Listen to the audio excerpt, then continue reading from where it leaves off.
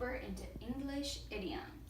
So I chose to do my project over a children's book called More Parts by Ted Arnold. And this book has an idiom on every page that has to do with our body parts, and then at the end, the parents explain to the child what the actual meanings of these idioms, the literal meaning of them. So this is a great book to use with young learners when teaching idioms. So what is an idiom? During my research, I found a couple of different definitions, so I will share these with you. So idioms are actually classified as figurative language, which is the use of words in the unusual or imaginative manner. They are commonly used expressions whose meanings do not relate to the literal meaning, which is why they can be confusing to English language learners. And they are also a group of words established by usage as having a meaning not deductible from those of the individual words. So now I'm going to share a couple of common idioms that were used in the book called More Parts. So the first one was, "I bet that broke your heart," which actually the literal meaning of it is when one feels great sadness or emotions. The next one is, "Would you please give me a hand?" And the literal meaning of it is helping someone in need with a favor. Another one is, "This joke will crack you up." And as you can see, it doesn't actually mean someone cracking up physically, but it means the joke is really funny and it will make you laugh. The rest of the examples from More Parts include hold your tongue, scream your lungs out, and lose your mind. So how can idioms be confusing? Well, the young boy in the book had never heard these expressions before, so therefore he took these sayings very literally. When his neighbor told him that he was going to crack up, he ran away with fear, and if you remember from the cover of the book, he looked very scared on it.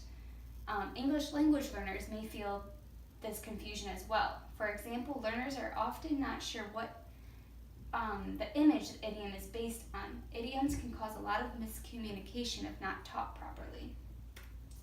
So idioms are not just in our culture, they are all over the world in every culture. For example, this is a German one. "You have tomatoes on your eyes," which actually means you are not seeing what everyone else can see. And this Icelandic idiom, "I took him to the bakery," which means I told him off. In our culture, to me, the bakery is a place with sweets or somewhere fun to go. You wouldn't think of it as somewhere bad, like to tell him off. So, connecting idioms to linguistics. According to the most common definition, idioms are linguistic expressions whose overall meaning cannot be predicted from the meaning of the constituent parts. It is a multi-word construction that is a semantic unit whose meaning cannot be deduced from the meanings of its constituents and has a non-productive syntactic structure. It is also syntactically anomalous, which means it has an unusual grammatical structure. And these expressions are problematic for most sentiment analysis approaches because it relies on the words as the basic linguistic unit. This is true for many of our students, especially our English language learners. So how can we use these in the classroom and how can we help teach them to English language learners or any students?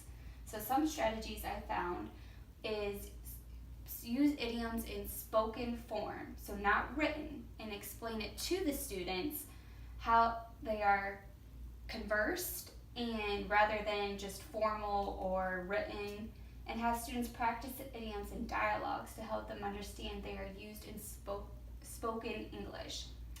Also provide the idioms in context so students can fully understand the meaning, model it for them, and be sure to provide a sample conversation around it. Maybe let them practice them with a partner orally, and be sure to explain how the individual words have different meanings from the whole idiom. Phrase, for example, "How much does an arm and a leg actually cost?" Who knows? So have them practice in conversation. And that is it. Thank you.